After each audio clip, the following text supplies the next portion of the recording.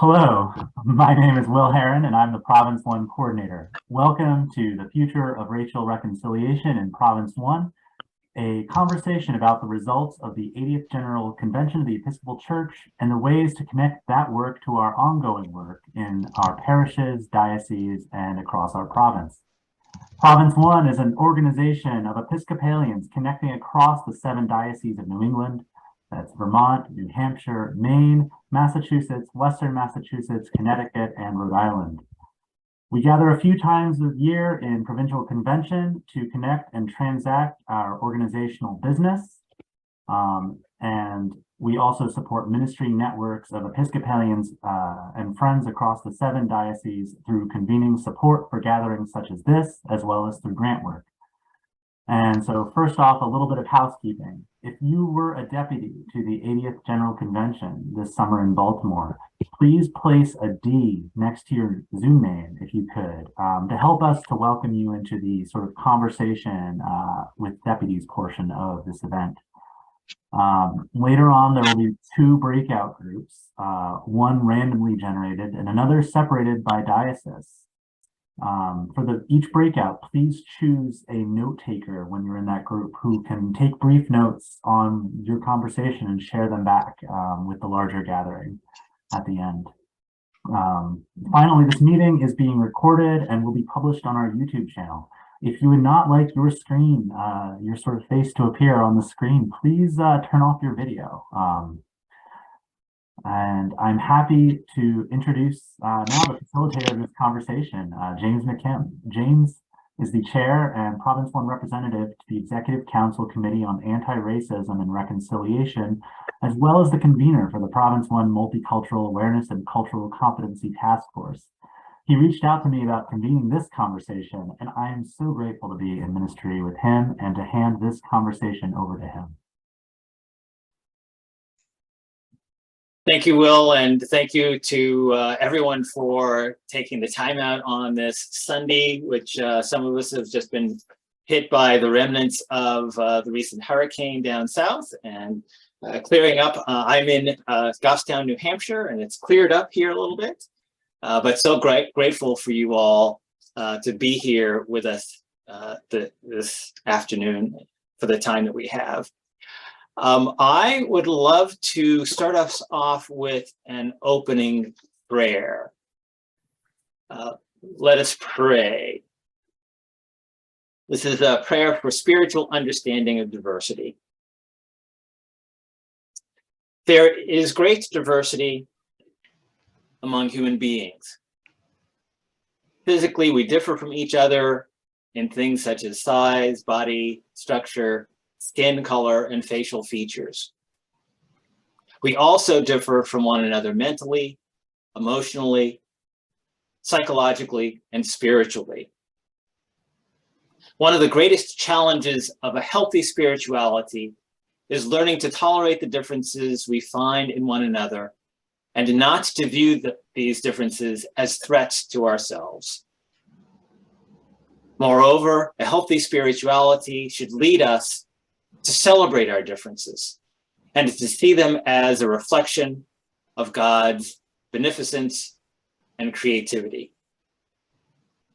May we spend this time with open hearts and open minds to hear the work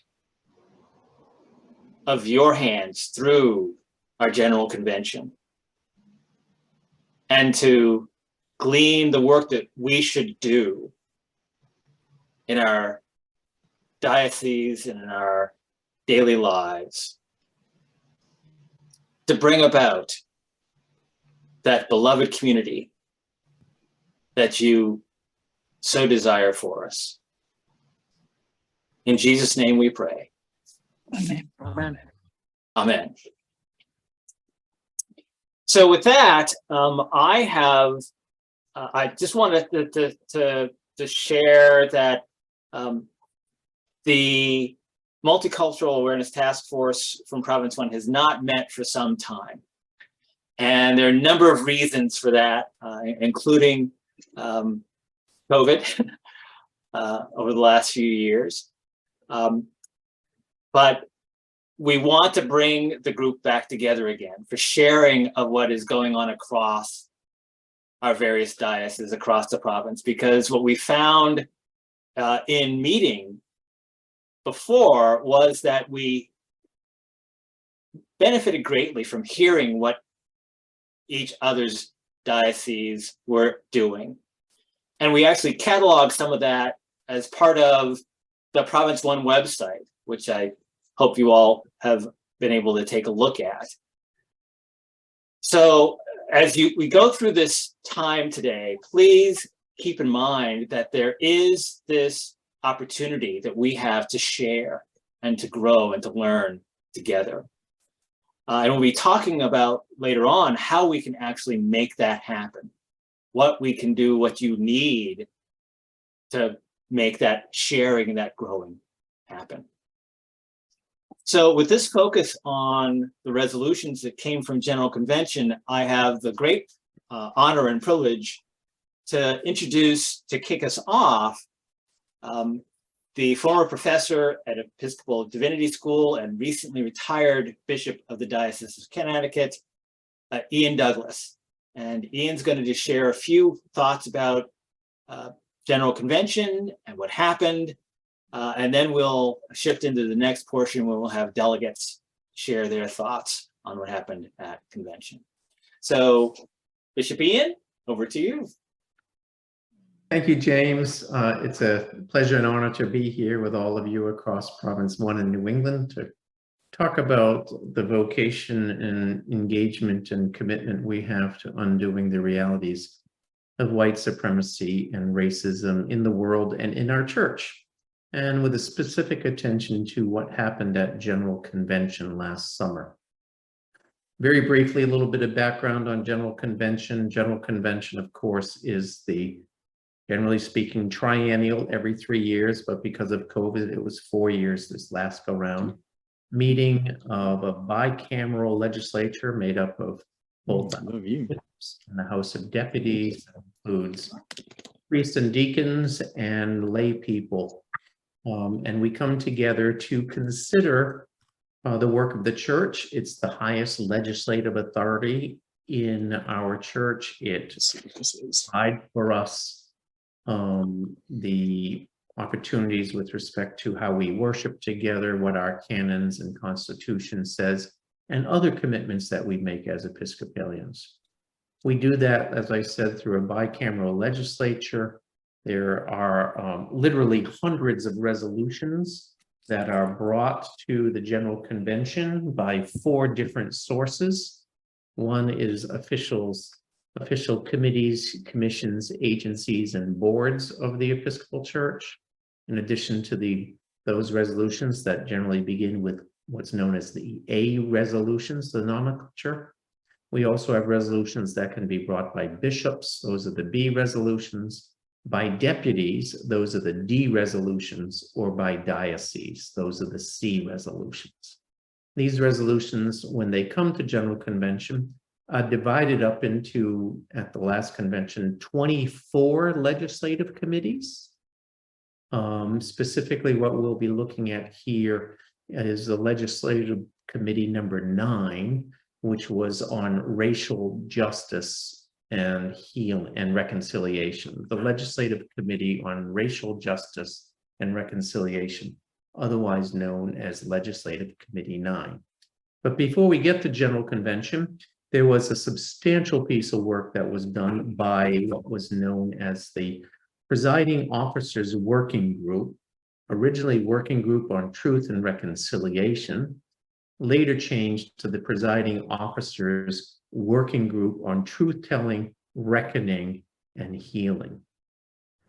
This working group was called for when the presiding officers, specifically Presiding Bishop Curry, and then President of the House of Deputies, Gay Jennings, at a executive council meeting in the summer of 2021. They called for a blue ribbon working group to really look at our church's complicity historically in white supremacy and racism, and how we can amend our lives and move forward as a church. When we got together through both truth-telling and reconciliation. When we got together, it became evident pretty soon that kind of easy truth and reconciliation without reckoning and truth-telling was kind of an optimistic and sometimes not as engaging in the realities of reckoning and truth-telling of our history. So we were soon renamed as the Presiding Officer's Working Group on Truth-Telling, Reckoning, and Healing. And here I want to commend to everyone the report that was written and submitted to the General Convention. And I will put that in the chat. You can see the link. There's the link to the report.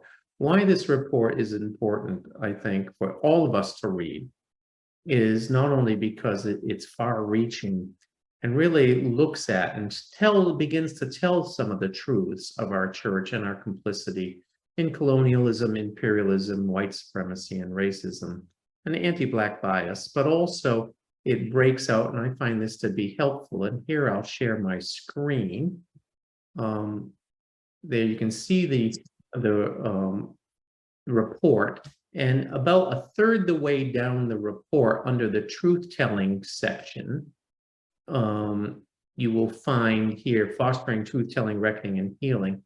At different levels of the church, there are church-wide recommendations, and there are provincial recommendations, there are diocesan recommendations, and then seminary, school, other institutions recommendations, and finally congregational recommendations. So I commend this particularly when you look at, for example, under the topic of telling the truth. What the province might want to do is uncover and explore shared history with Racine Province by hosting an online discussion panel with diocesan archivists and historiographers, for example. So that's under telling the truth. And then also, if you scroll down, proclaiming the dream. What would it be like to live in a genuine, beloved, become the beloved community? And here you have provincial recommendations there also. So I commend this report. I'll stop sharing my screen as a resource for the province and maybe for the network as you go forward. I'm going to come back to two resolutions that actually were proposed by the working group and came through General Convention that I think we might draw particular attention for discussion. So first, take a look at that report, read, mark, and inwardly digest it at whatever level would be helpful: congregational, institutional, diocesan-wide, provincial. Good resources there. Coming into the General Convention specifically, you'll see that there were, and here I'll share my screen again, there were, I believe, 36 resolutions that were passed. And let's see. And here's a list of them, and I will put the link for this list also in the chat. Or maybe you can, James, while I'm speaking, just to save me some time. I will do that. Thank you. These resolutions, this is a nice list of the resolutions that relate to racial healing, justice, and reconciliation. Not all of them were considered by Legislative Committee number 9. For example, if you take this first one on theological education and formation in languages other than English, and you can see that that came through Committee number 15 on ministry. All right. But what I want to focus on instead, I'll stop sharing my screen here. I want to focus on the resolutions that came specifically through Legislative Committee number 9. And of that, there were 28 resolutions. I'll share my screen one more time here. And you can see that this is the virtual binder. I believe it's being shown here, the virtual binder. You can see that, is that right? Yes, that is correct. So the virtual binder, you'll see that these are the resolutions that came before Legislative Committee 9. You can, James, if you put that, or Will, if you put that link in the chat too, so that people can go to the virtual binder. This is a really, really useful tool. When you get to the binder, click on Legislative Committee number 9, and these resolutions come up. And what you have here is the listing of all 28 resolutions in 2 pages that came before the committee. This is page 2. Of these 28 resolutions, 16 were passed. Having said that, don't necessarily think that 12 were not passed, because many were duplicates, or the intent or the call in the resolution was incorporated in other resolutions. But of the 28 resolutions, 16 were passed, 7 were straight up as they were offered.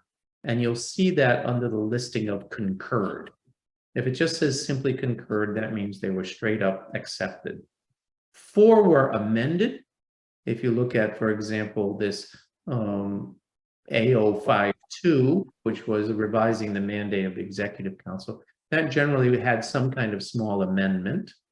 And then 5 were, you can see here, concurred as substitute, A125. A substitute doesn't mean that it was a wholesale departure from what was originally proposed by whatever body proposed it. But rather what happened is that within the hearing, within the committee work, or even on the floor of either the House of Deputies or House of Bishops, the resolutions were added to. Often they combined many resolutions and they became, if you will, omnibus resolutions. And here, so there were 5. So all told of the 16, 17 were concurred as submitted. 4 had amendments. You can read that in the listing, and 5 were substitutes. And here I want to talk specifically in my last 2 minutes about 2 significant resolutions. One was resolution A125, a resolution extending and furthering the work of the beloved community.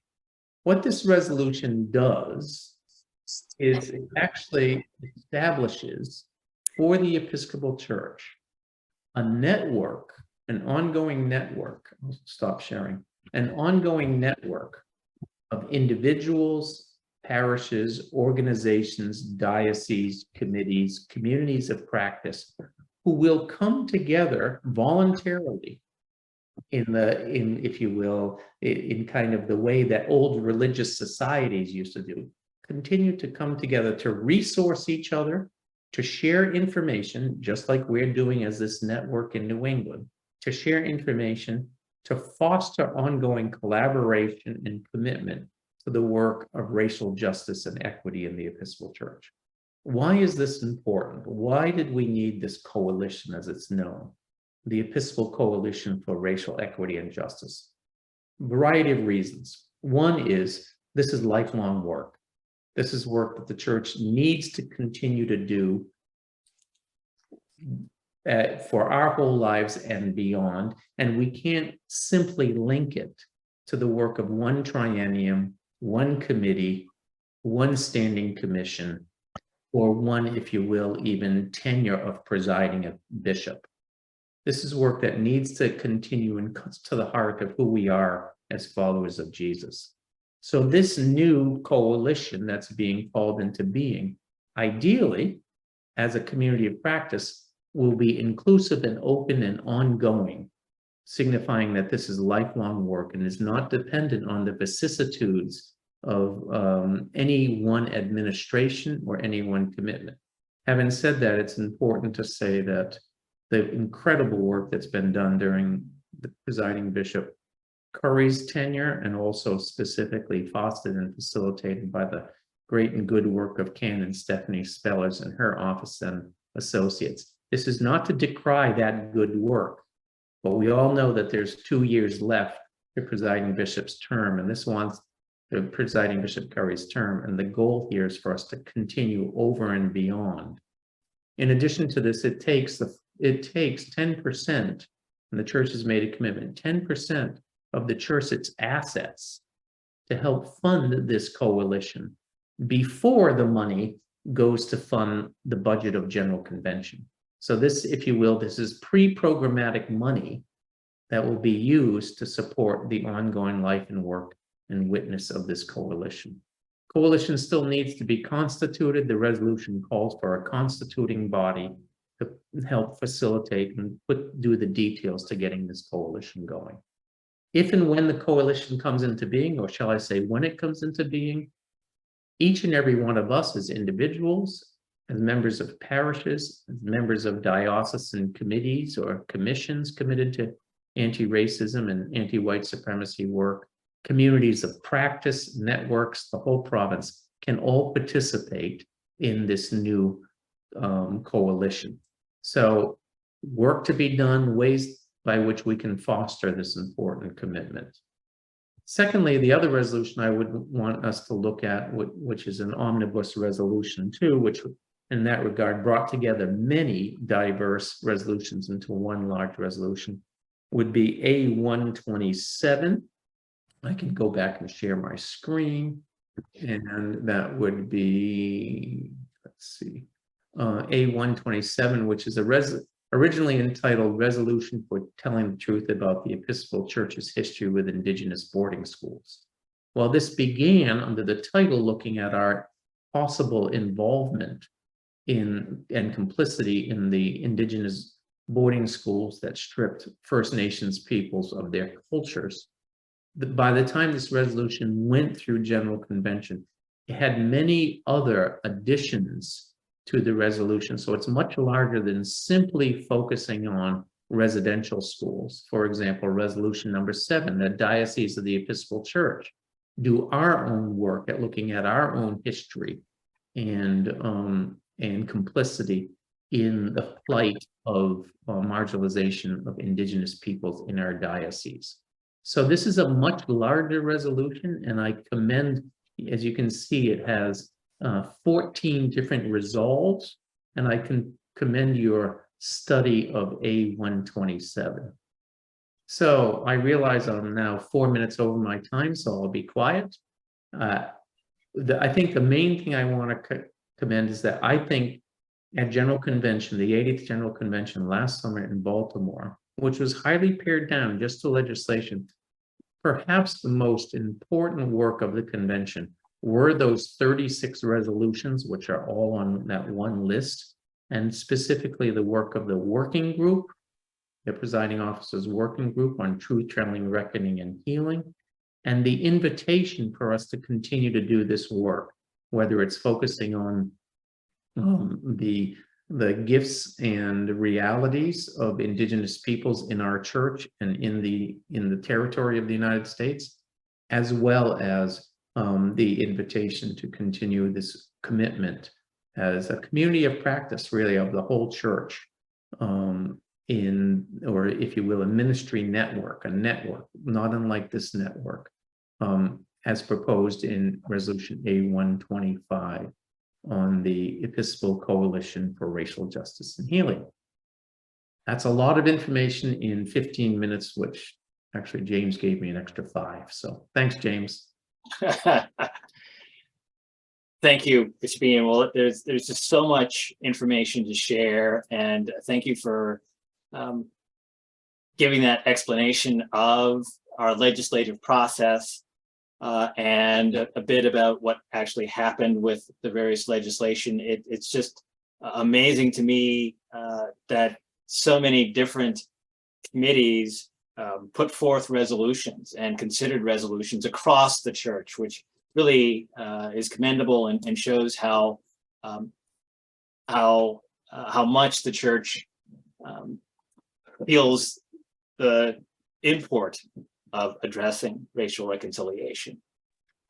James, if I could say one other thing, a resolution is only worth its weight if there are people behind it who are going to advocate, pick it up, and work with them, which is why this gathering is so important. First step, know what the resolutions are. Secondly, read them and grab the ones that kind of move you to action and then pursue it. Without this kind of activism around resolutions, all that energy is not worth the megabytes that it's been brought. Right. Thank you. I am just realizing that there is so much great information there that is foundational for what we're hoping is this next part of our time here.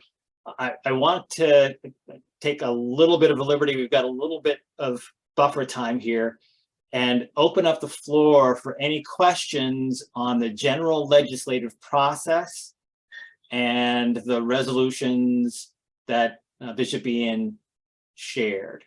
So we've got, what, 29 or so folks on the call. Feel free to raise your hand and come off mute and ask your question, or type it in the chat, either one.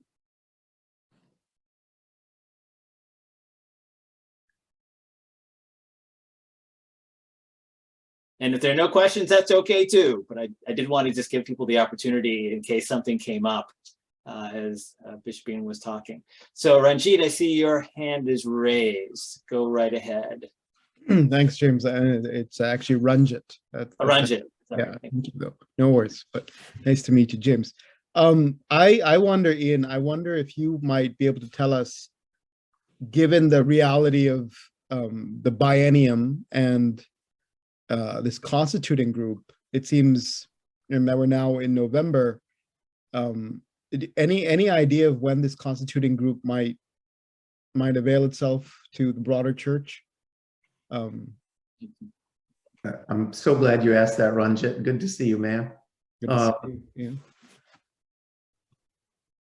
Frankly, the two chairs of the working group, specifically John Kitagawa, Canon John Kitagawa for the House of Deputies, and Bishop Sam Rodman for the House of Bishops, and also someone known and near and dear to Province 1, Byron Rushing, Diane Pollard from Diocese of New York, and I are actually having a meeting this week because next week, and this week, because we are concerned that as of this date, the constituting group, as far as we know, has not been named yet.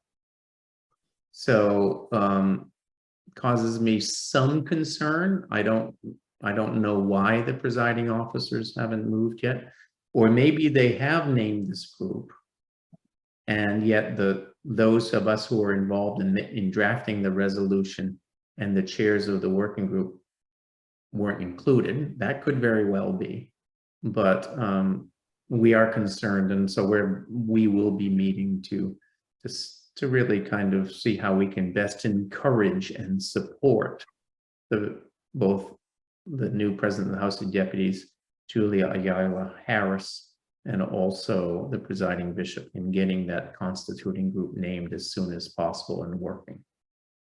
Of course, the money doesn't start for the constituting group until January, but because there's $100,000 over the next 2 years to do the work of putting the coalition together. $100,000 a year. So we still have about a month before there is money accessible. So thanks, Ranjit. Good question. Could I follow that up though? Sure. Do we know how the constituting group will connect with the networking group? I mean, how is those sort of mechanisms? Is there a mechanism around that, or is that something that will be developed? Or I would hope. Of course, I'm not a presiding officer.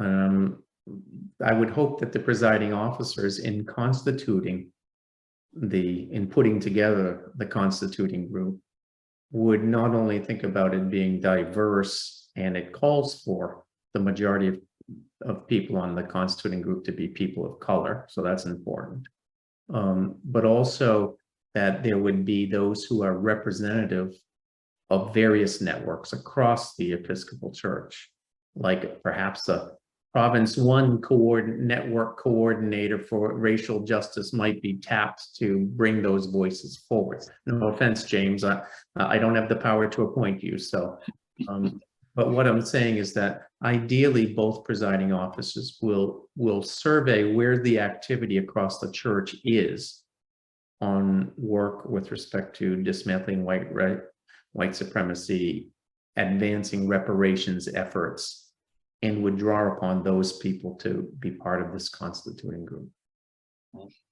And I think that really calls out as well that any legislation that is passed at General Convention, the funding and really the activity does not tend to begin until the January of the year afterwards, after the convention has met and those resolutions have been passed. So we're in one of those time periods where we're closing out the previous triennium, so to speak, and gearing up for the next triennium.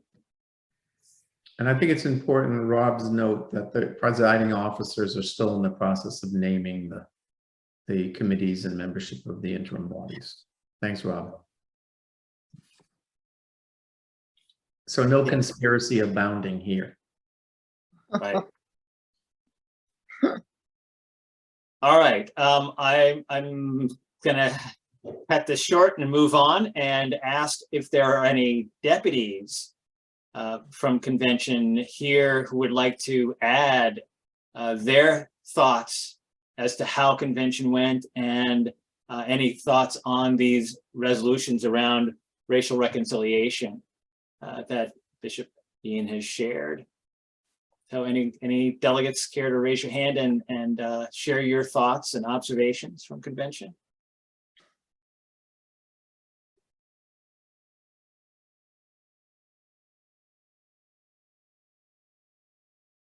And if not, that's okay too. We've got a full program, but let's see. I'm not seeing. Oh, Ranji again raised his hand. Yeah, I mean, this is all to say, I think, James, that to Ian's point, I think these resolutions are and were incredible. And to Ian's point earlier, it really is up to people and Episcopalians to take them up and move with them. It's like any resolution, right? And it's up to us really to take the ball and run with it. So that's all I'll say. Yeah. Great, thank you.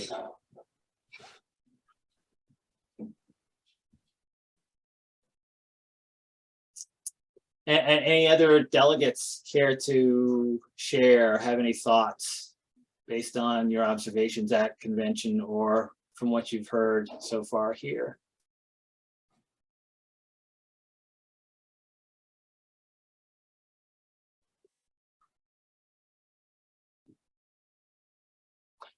For just a quick question for the delegates, for how many of you was this your first convention? And James, that would be deputies? Deputies, sorry. Did I say delegates? It says delegates. Sorry, deputies.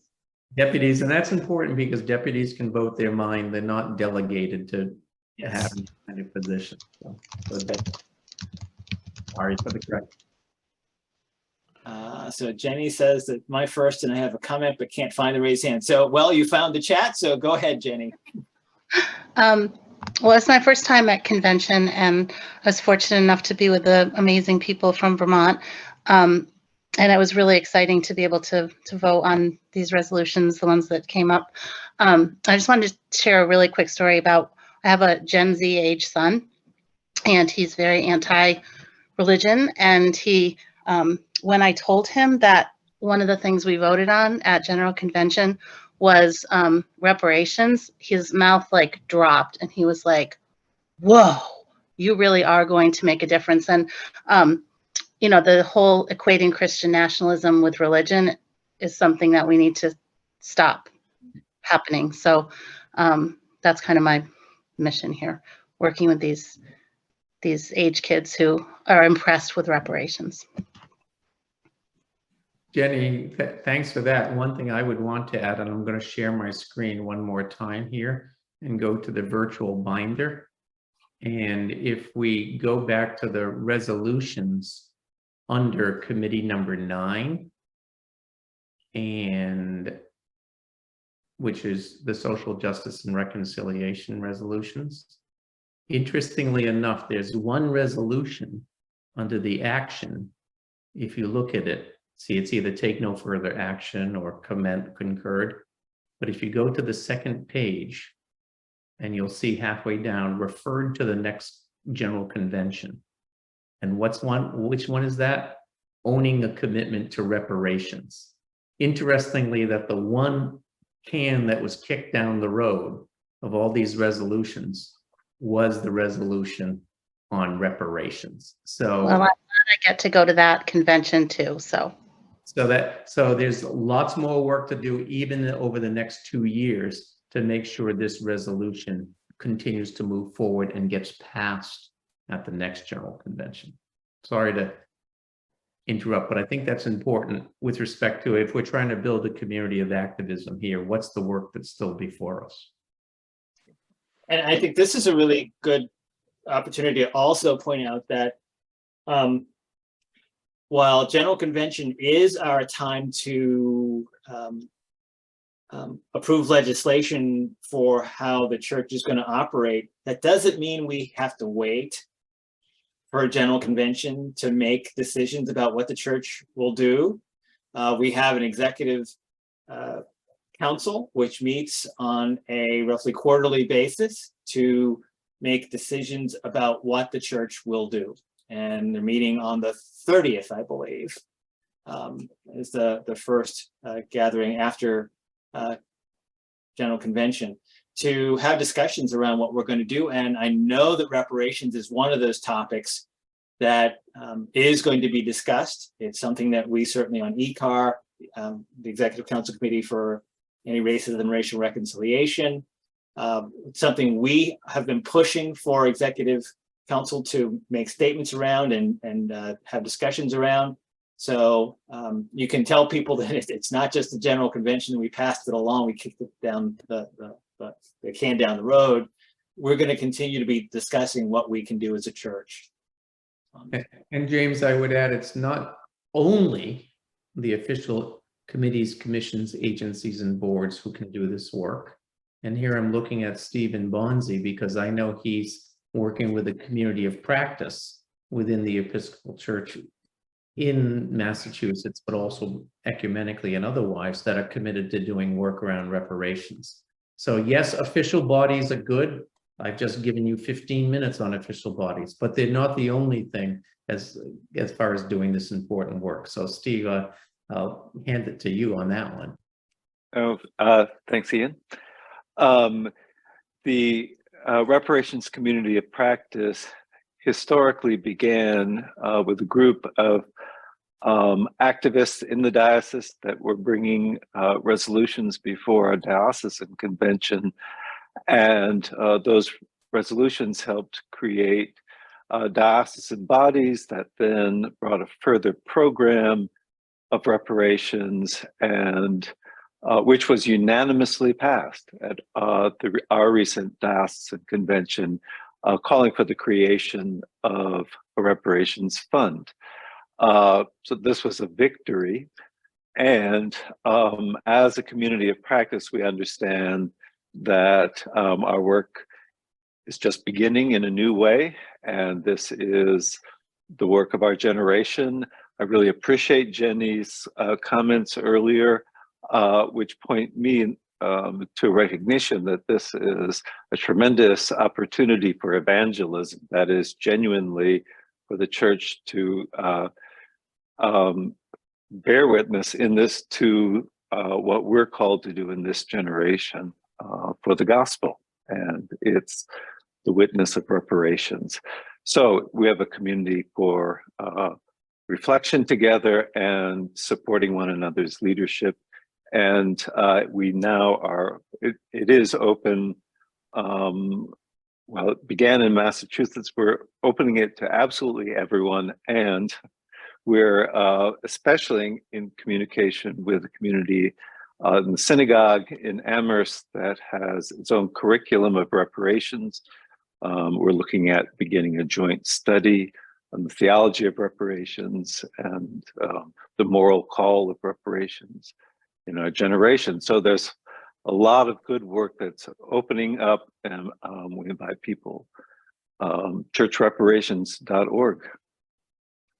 Thank you for that. And just want to just share that or recognize that this is precisely the kind of sharing we want to have happen in this next segment.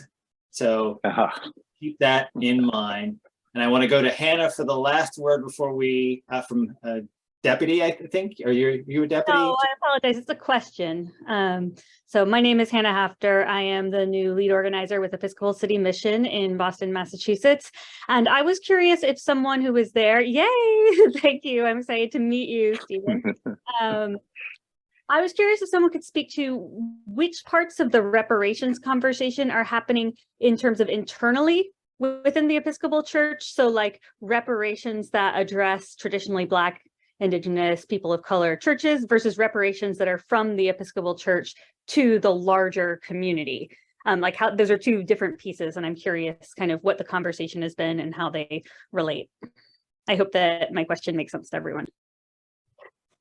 I'd say your question makes sense, and I would also say, at least from what I've seen, and maybe Bishop Ian or others may have a sense of this, there is no coordinated effort.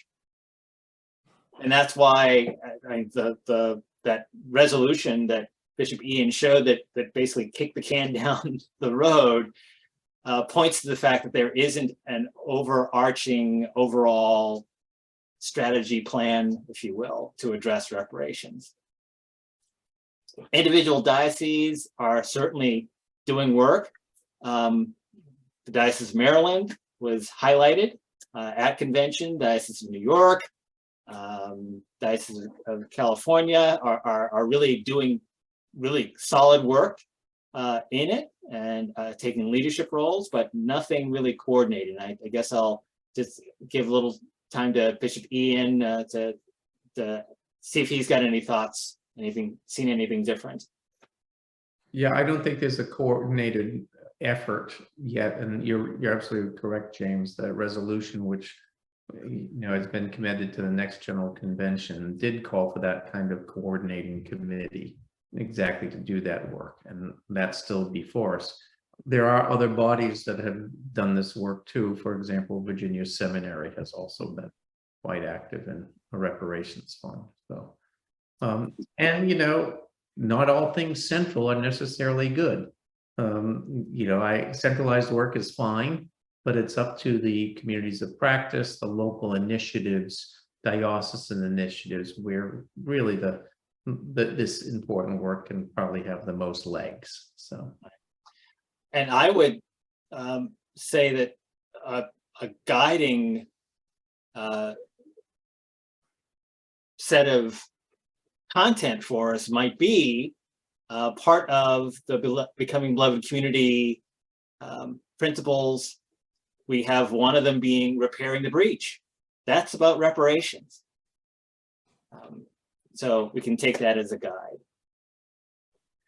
And with that, thank you for those who've shared. It's time to shift into our breakouts.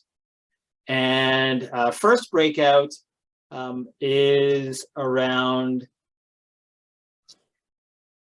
that sharing that I discussed. And what does what we've heard mean for our diocese, for our groups? What has been happening? And just a time for sharing. So we want to give you about 20 minutes to share what's been going on and what does what you've heard mean for your diocese. And I will actually put that into the chat as we try to live into the resolutions that were passed at this general convention. James, I've just written in sharing, what does this mean for Province 1? I think that was your first breakout group question, is that right? Yes. I'll share that then. There it is. So 20 minutes, and Will is going to put us into breakout rooms randomly. Yes, I will assign everyone into a breakout room of a few folks each, looking at the number, probably around 5 people each. I think that should be a good number for sharing. Please have one person at the beginning of the group just sort of choose someone to take notes that you can share back at our share back session. but this group will be sort of mixing everyone up. So share sort of back, how did what you hear and what you were involved in and what you are involved in around the topics of racial justice, racial healing, racial reconciliation. How does this sort of, what you've heard, what can you share from that, that intersection with what you're doing and what we can be doing? And let me make the breakout room right now. And yeah, so it looks like we're back. Hopefully you had some good discussions, and hopefully you chose a note taker who can share out from the groups what you discussed, what you found that are thought that the resolutions and what you heard in the discussion means for the province. So why don't we start with group 5? Who's representing or took notes and can share out from group 5? Who was in group 5? I don't. Does anyone know what number group they were in? No, I think that was the canon took notes. Okay, and- okay, Yeah, right. that was Ranjit. Ranjit. Yeah, Ranjit. that's right. Okay. I was wondering. I was thinking that it was us. Yeah. So we got to know one another a little bit. I'm Ranjit from Episcopal Church, Connecticut, and two of the big things that we named that were, I think, critical for what this might mean for our province is there are a lot of folks with respect to all of this confronting white supremacy and challenging anti-Black bias.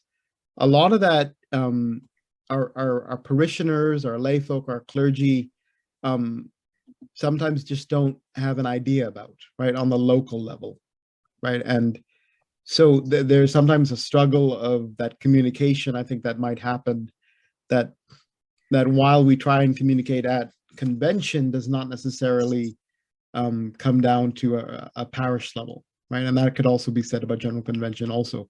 So that sort of mechanism that is around communication, which we always talks about, is a real problem. And then there's also the reality of people not wanting to engage in this work, right? And even when it's brought to a parish level, the struggle to engage with it, because this is not our work. We have a privilege of not engaging with it. So amongst the 6 of us, there was a lot of that talk that was real. And we noticed where there are dioceses where there is a focus and maybe a person who is really focused on this work, there's more widespread dissemination. And so that was sort of critical also. So in terms of what does that mean for province 1, I'm not sure how helpful that is, but that's sort of naming some of the roadblocks we experienced and what we would need to tend to in the upcoming work. So I think I nailed some of that, but if I didn't, please chime in.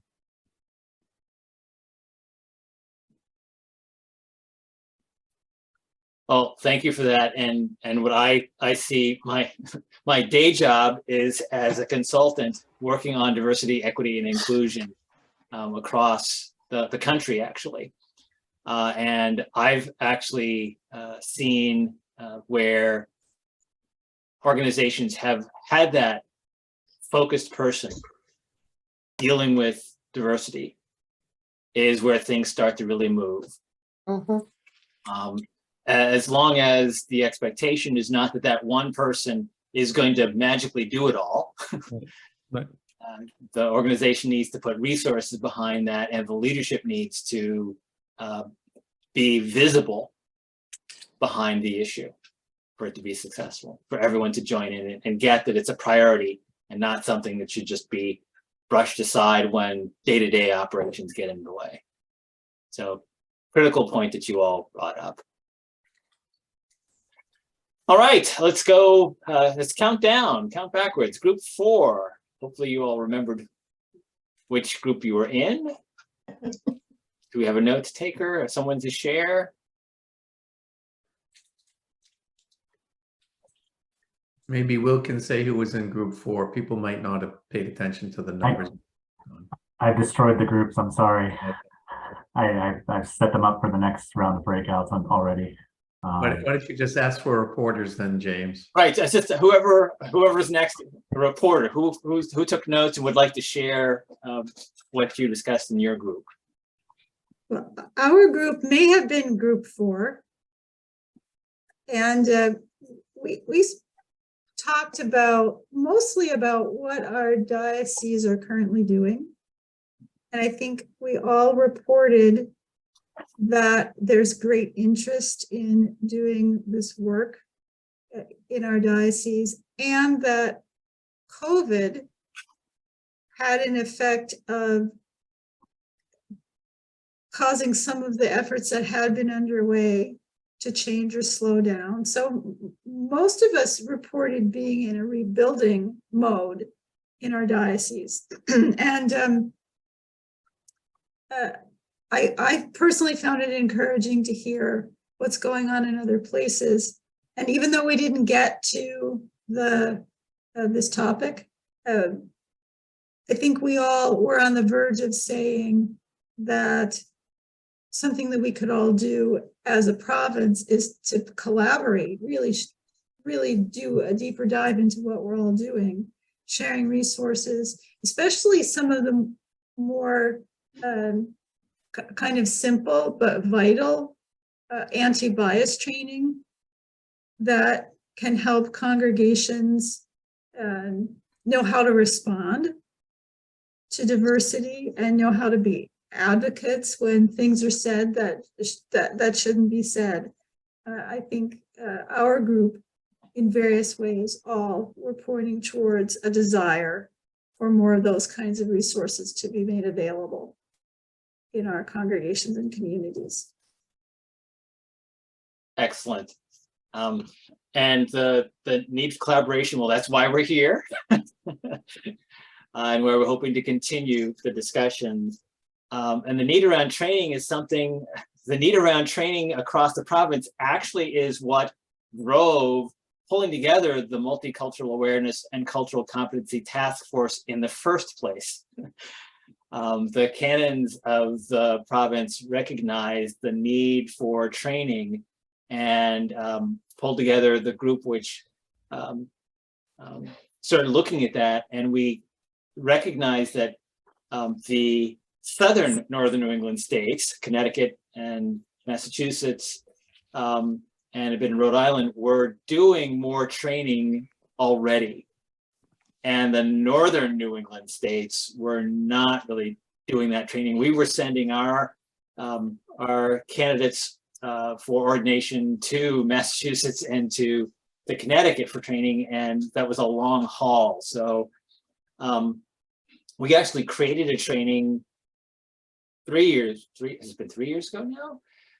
Which was for the northern New England states to have participants. We had 14 or 15 people participating in that. And the intent was to have that as a repeated training. And then COVID got in the way and we got out of that habit. So it's good to hear that there's a desire for that kind of training, and not just for those going through ordination, but for anyone. And I see Betty with her thumb raised there, and really the push for sacred ground, for example, and the convenings around that are what we're hoping will really take off and be some more of that training. All right, thank you. Next person who'd like to share what happened in their group. I think we're group 3. We were Rowena Kemp, Alana Van Antwerpen.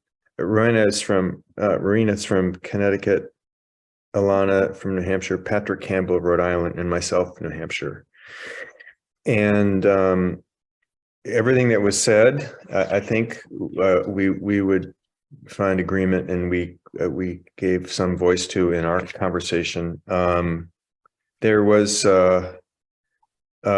acknowledgement that New England, being the oldest part of the country, I think, that there is a real need to hear our whole story, the whole story in entirety of how we have been complicit in chattel slavery and racism since our founding. And one question came: who benefited? How did we attain our wealth as a region? And there's some multi-textures to that. We know Rhode Island had the most profitable slave trading concern in the country. The great mill towns along the Merrimack River would not have been profitable if there wasn't cheap cotton available. So, and those are stories that have not really been told, or not certainly the DeWolf family and traces of the trade, but in terms of other ways in which we've gotten the economy took hold here in New England, are stories that have yet to be told. And there's a question about reparations, both a desire to, could we sign on as a province to what we heard was Massachusetts' newly established fund for reparations. That sounds like a wonderful opportunity for a regional partnership and sharing, because the prospects of it actually accomplishing something could be vaster, more probable if it was done regionally rather than separately by diocese.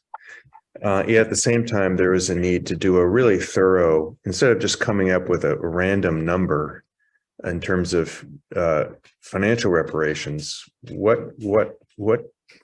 do we actually determine that figure, or those figures, is a question. We've got a lot of intellectual research power in all of our great universities up here that probably already done some of that, that we could leverage. And the sacred ground groups, of course. New Hampshire, Vermont, and Maine are partnering with the Diocese of Alabama to offer a series of sacred ground learnings groups this beginning in the coming year. So that would be interesting. These three northern dioceses of New England partnering with Alabama is an opportunity. Those are my random notes from group 3. Excellent. Some great thoughts especially around reparations at the provincial level, to magnify the power of what we can do as individual dioceses. And I want to make sure that I point out that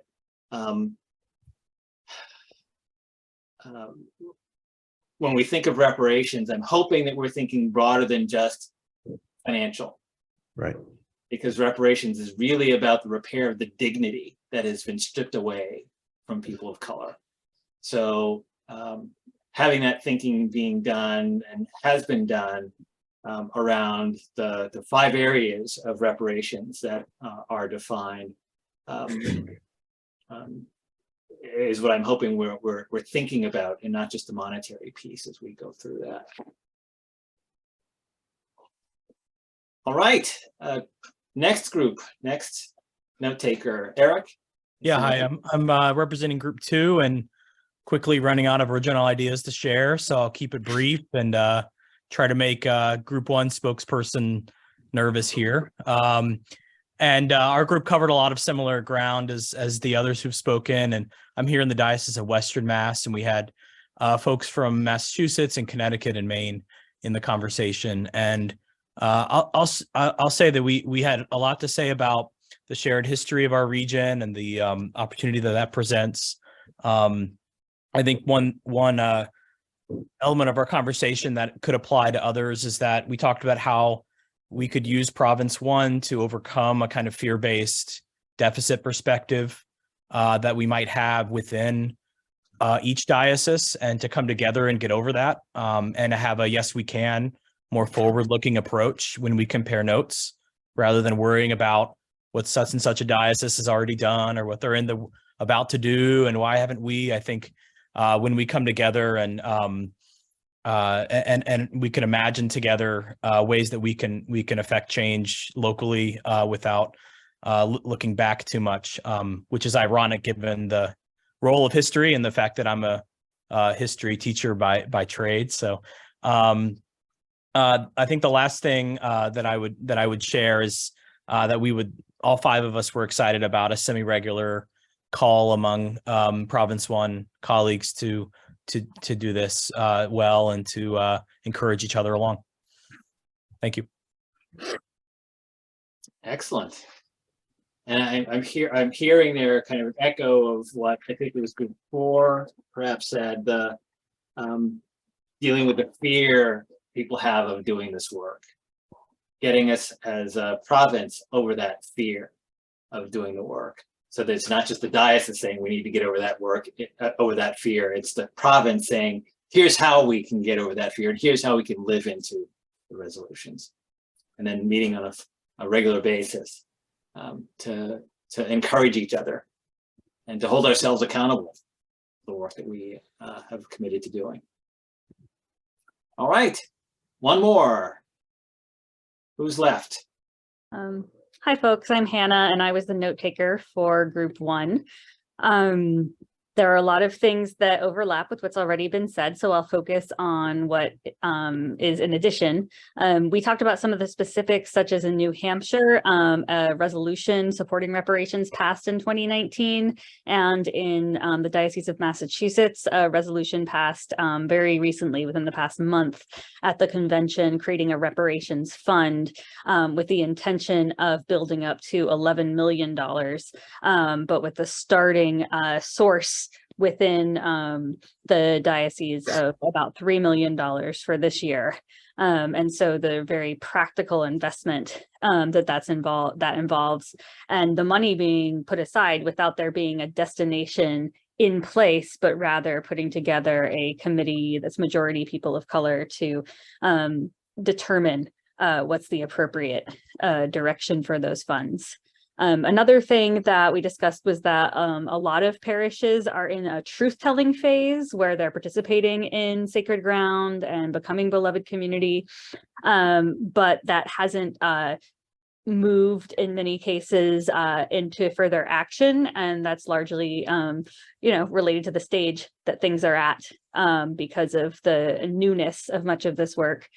And additionally, some concerns about how do we reach people who, and I think in particular, we're talking about white folks who are not moving with this effort, and their fears are not only about the scarcity and finances, but literally, some people who are afraid of having conversations across difference. And so part of the direction we went with that was to say that it's not to leave behind the people that are not there yet, but to start moving with the people that are ready to move. And that rather than worrying about those that are not in alignment with this work, really think about how do we make sure that we're creating opportunities for everyone within the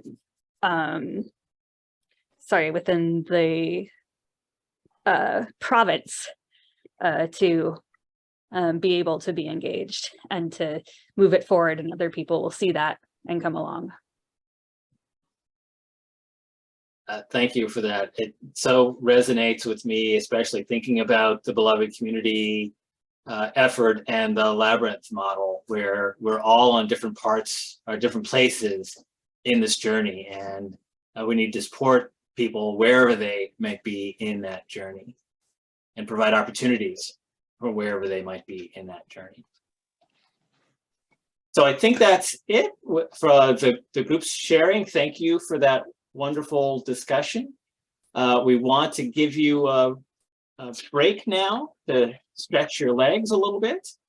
And so we wanted to give you a 10-minute break to stretch, and then we'll come back and do our next breakout. Welcome back. I think everybody's coming back from the break. I'm going to put that question in the chat for the next round of breakouts. And so we don't have a lot of time left, but I think we can sort of make the decisions about how to guide the discussions in our groups, and sort of we'll have a report back space and then a sort of closing out and announcement space. Thank you for putting that in the chat, James, and I will open the breakouts now. All right, so everyone see the question in the chat that you're going to be discussing? Kind of two questions in one. What can your diocese do to help the province, and what can the province do to help you as a diocese? All right, we're back. Great, thank you. And we are cognizant that we're running low on time, so we're shifting a little bit, and we're going to ask you to type into the chat one salient idea or point from your discussion. Please type in one salient point or idea from your discussion.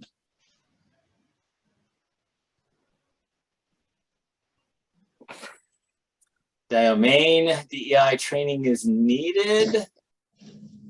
And we're thinking here again about what you as a diocese can do for the province, or what the province can do for you. So I'm taking this from the Diocese of Maine, that you're looking for the province to provide DEI training. Yes. Okay, excellent.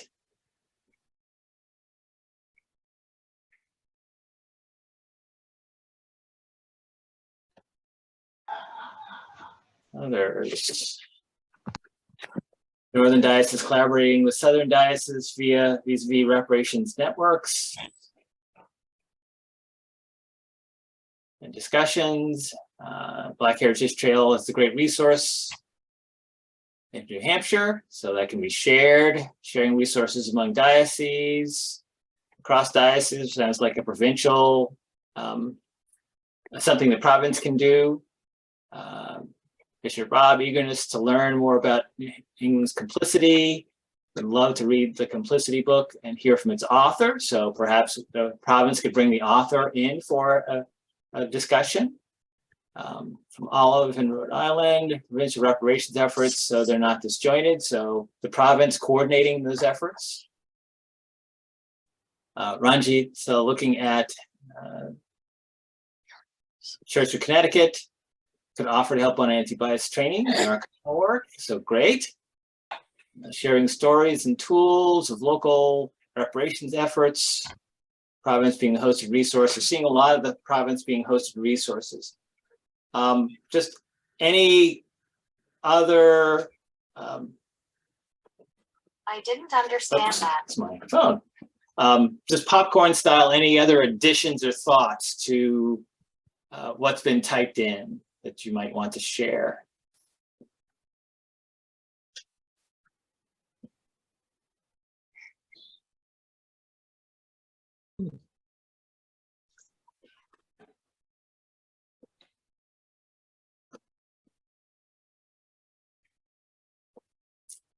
And it's okay if we're all tapped out on a Sunday after a long day. Jenny says sharing stories is a great idea. And this is something that we've talked about quite a bit over time, is just having a place to share stories.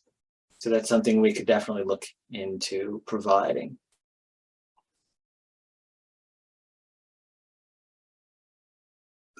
James, if I could jump in, this is Richard. I'm interested in the question about archival work. How could we do a provincial work around archival work?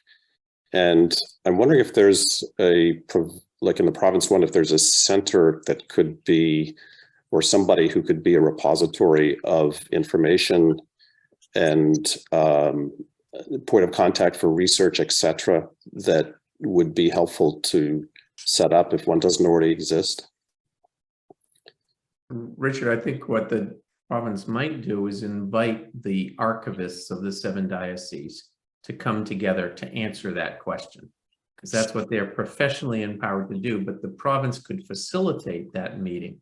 Will could say, let's host this ideally in person all day, I don't know, Greater Worcester or something like that, and reach out to the 7 archivists with that question in mind.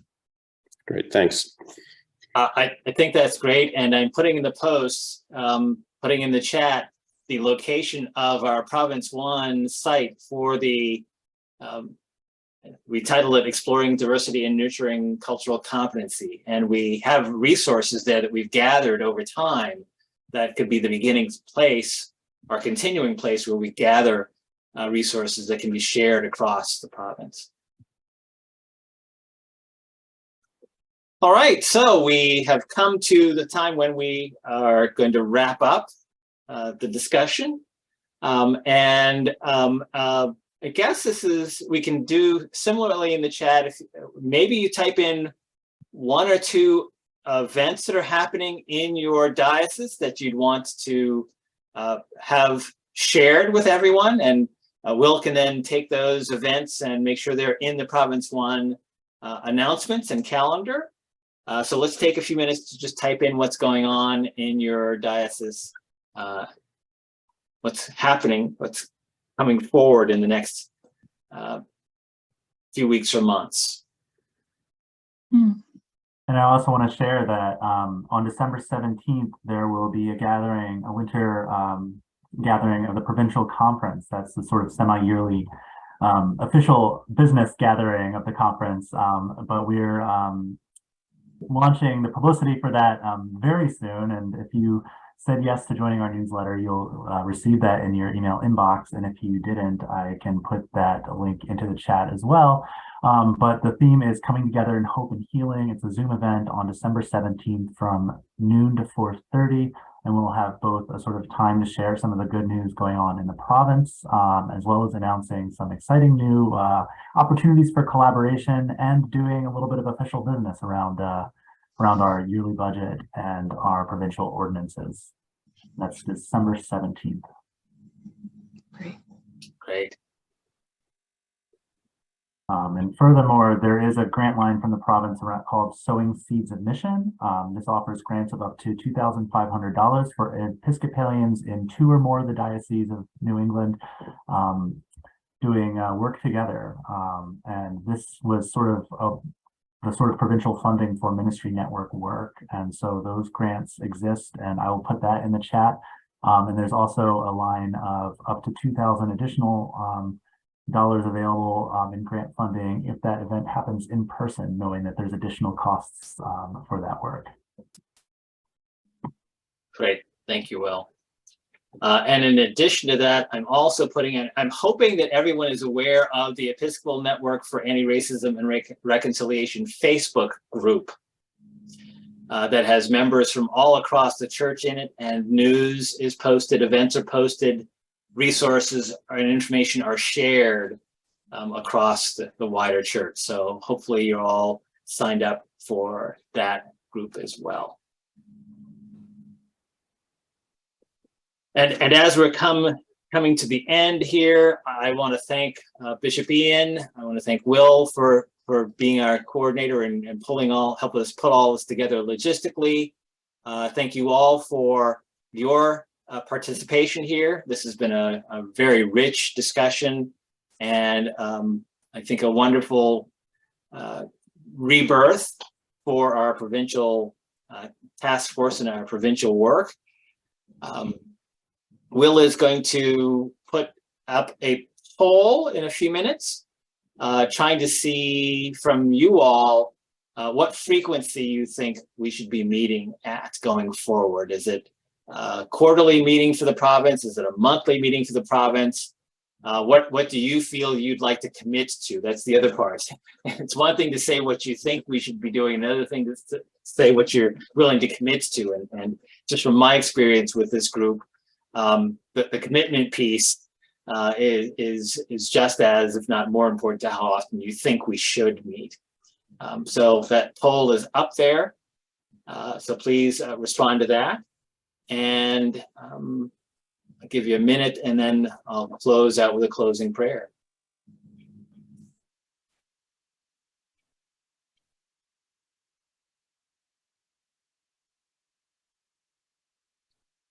We have all but two having filled out the poll. So we have 90% participation at this point. Great. And I can share, it's extremely decisive. 18 people have expressed a preference for quarterly meetings, and 2 have expressed the preference for monthly meetings. And that doesn't mean that we can't help host monthly for the people who want to do that, but it sounds like there really is energy around a strong quarterly gathering. Great. Excellent. So quarterly, we will take it. So as we close, the Lord be with you. And also with you. May the God who created a world of diversity and vibrancy go with us as we embrace life in all its fullness. May the Son who teaches us to care for stranger and foreigner go with us as we try to be good neighbors in our communities.